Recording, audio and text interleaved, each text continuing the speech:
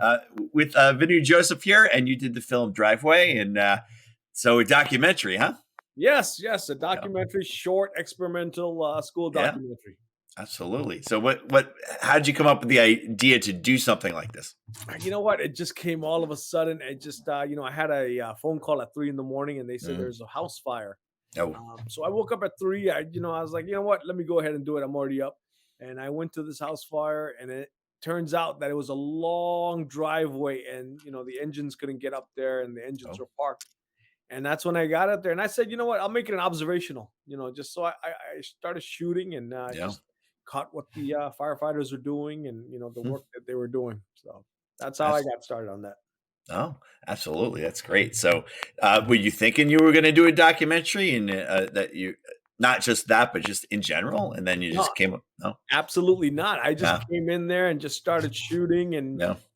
didn't know what was happening. And I was just observing the firefighters, and they wouldn't let me go up that driveway, and I Oh, couldn't figure out why. And mm, the firefighters are like, "We just can't let you go up the driveway to the house. The house is burning." And at that time, I had no idea what the situation was. So I said, oh, "You know what? While I'm down here, let me just go ahead and capture everything." oh, wow, And that's when I got home, and then later, it turns out it was a homicide, and that's the oh, reason why they were not letting anybody go up there. wow, It was a crime scene. oh, wow. Jeez. Yeah, it's always really cool to see like the real life stuff like that and like in action. So, Yeah, yeah, exactly. And so, it turns out that they were searching for the guy that committed the crime while I was sitting down there. So, oh, wow, so I had no idea all this was going on until afterwards. And then I'm like, well, I got all the footage, and now I got the newsreels from the murder. So I just put it together and put it as a documentary. yeah, that's awesome. That's really cool. So, what do you usually work on? What is your usual So type of? usually a lot of my work is either crime or social issues.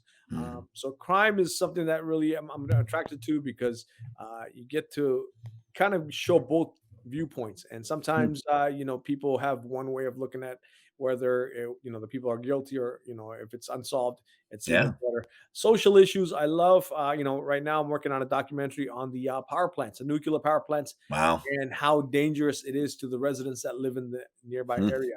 So I think wow. that would be a really interesting documentary. Absolutely would. I remember all the water issues they had in those water documentaries they did in New Oh, yeah, Jersey. I yeah. mean, Yeah. like that stuff is so interesting. It really you get a good topic.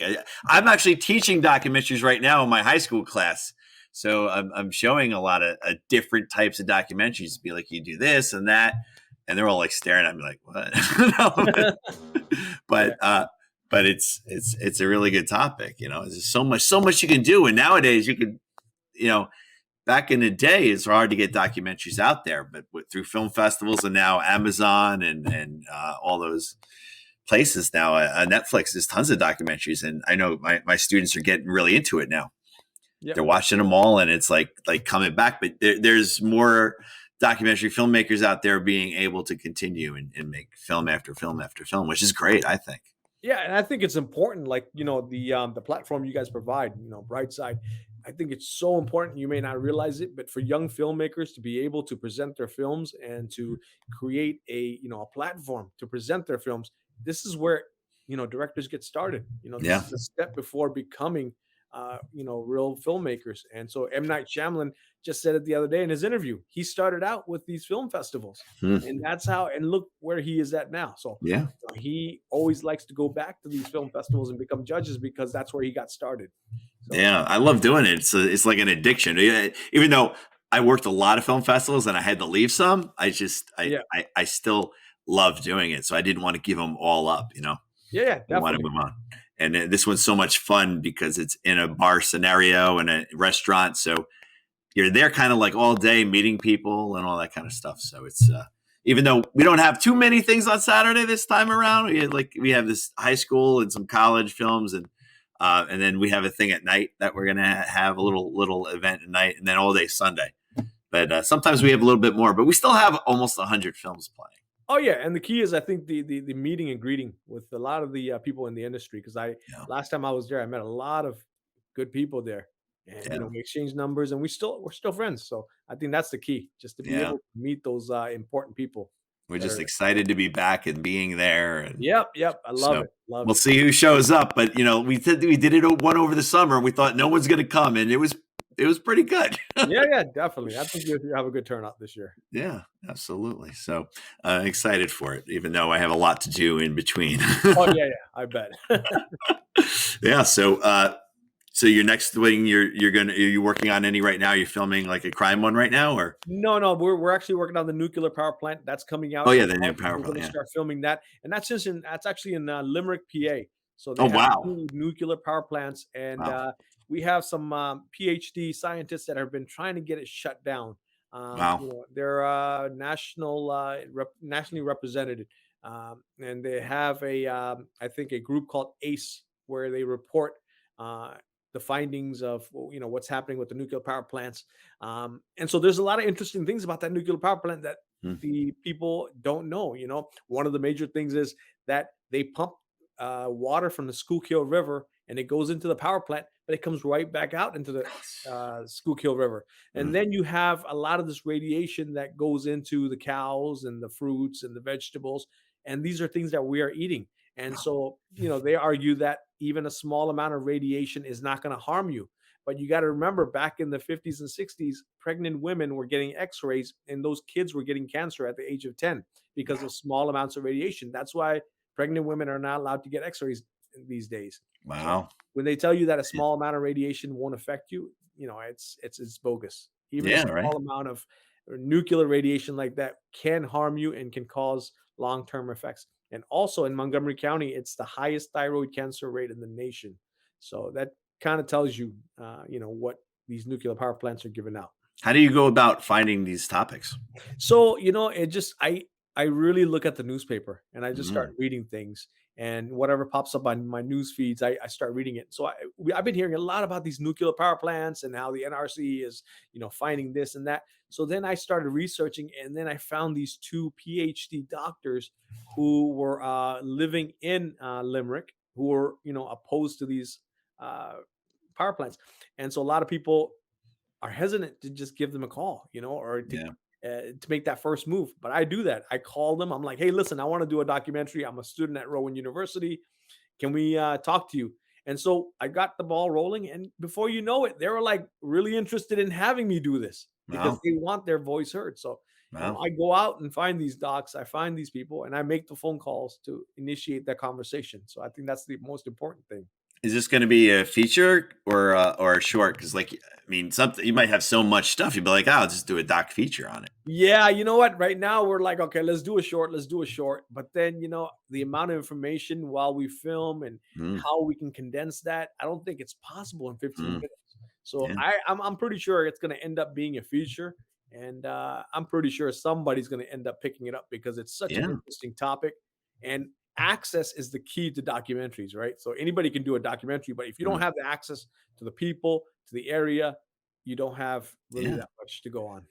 I mean, and in the topics and that all that you just said, the access and everything, and um, people want these kind of stories out there right now. So Exactly. it's like the greatest time to do it and get it out there. So I think a story like this would sell anything really quickly. Oh yeah, and, You and it's know? the perfect time right now because everybody's talking about nuclear power plants and how we can, do Mm, some other kind of energy saving, solubles or windmills or all these other different types of scenarios coming in. So So it'll be really interesting, and then have the different takes of people saying, like, you said you get people from the power plant.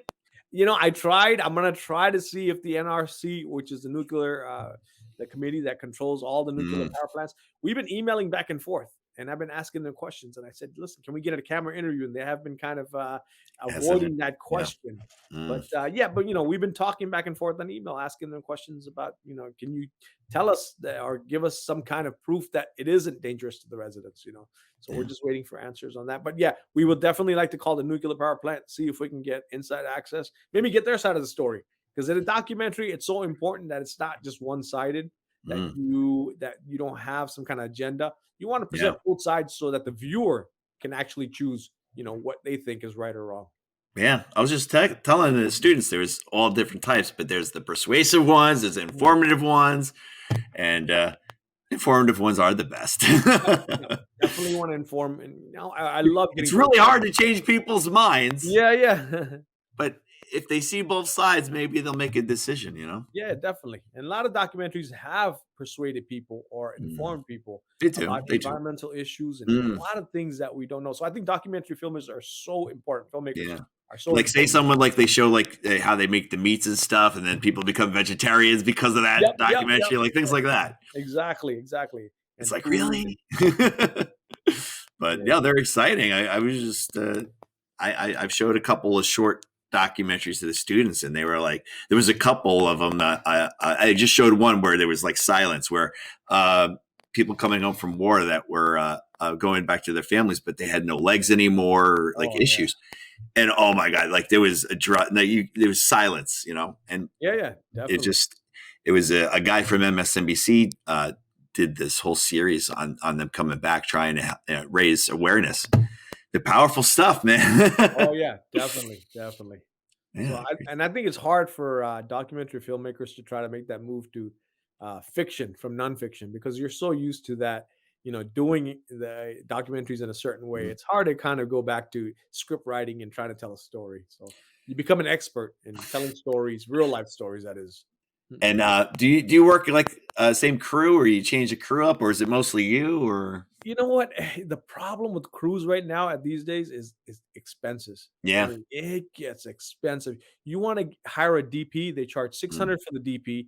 then the camera is going to be 500, and then the travel time. You end up paying $1,000 a day, Jeez, yeah, And if you yeah, don't have that type of budget, it's mm, going to be real hard for a documentary filmmaker to be even to get get the leg off their feet, right? Doing yeah. that. So my thing is I bought my own camera. I Hmm. bought a nice Blackmagic 4K that I can use. There you And go. Yeah, yeah, that's good. and I just hire a PA or hire 2 PAs. I have the lighting, I have the mic, Lighting, I yeah, have the whole setup, yeah, one-man gang, and I'm getting into the film festivals, So I don't absolutely, wanna yeah, spend $10,000 on a documentary and not go anywhere. So I think, yeah. students, young people, they gotta start learning how to be, all-around person, being able to do everything, sound, audio, video, I and try to teach it all, and like it's some of them they're fighting it. They're fighting it. I'm like, if you could set up an interview by yourself, Yep. or have one person help with the lighting and the audio, and you sit there behind the person and you interview them, it's gold. It's gold. And then you gotta think about editing. If you don't know editing, that is what is gonna cost you Mm, some money because yeah. these guys are charging anywhere from ten to $25,000 for a project. Now I know this one was different because it was like you're there, you're live, and all that. But when Yep, you're doing another documentary, do you so you don't have it just talking heads? You do a lot of B-roll and cut it in. yep, I do because 'cause I'm actually a professional editor. Mm, So, I'm able to and I like editing myself because I like the film going in a certain way that I want it to, When you give it to an editor, they might have a different style or whatever. But yeah, we add B-roll, you gotta add the names. You got to have a third row or lower thirds. I'm sorry, no, with yeah, their names. You got to have editing, cutting, sound, all that goes in. yeah. And one of the most important things I think you always you probably tell your students sound is the most important. Even if you don't have the video, Mm. the sound needs to be Yeah, really you could always put a picture up and get that sound yeah, and put the audio over. You can always do that. yeah, exactly. So So when we first started, I didn't have much. There wasn't much audio in the school, and I mhm. just kept ordering audio stuff like microphones, audio, even Rode mics on top of the cameras. I'm like, you got to have You this gotta have stuff. audio, yeah, yeah. Scratch audio, and then you have to have another external audio just in case you don't capture. So Yes. many times I forgot to turn on the mics on certain docs, Hmm. and then you Yeah. have no audio. No, Useless. always back it up. I always say, always back Back it it up. up. When Yep. I work at a podcast studio too, and we do. I have a podcast right after you here. I got to go over there, and we do the video and audio like this. But then we have audio hijack and also audio through the mixing board that we record. So that's 3 audios recorded just in case. Yeah, yeah, exactly. That's good. Good, always good to have a backup. Absolutely. All right. All Thanks right, so Chris, much. looking forward to seeing you, and we'll be there. Cool. Great. I'll see you All right, soon. thank you. Bye.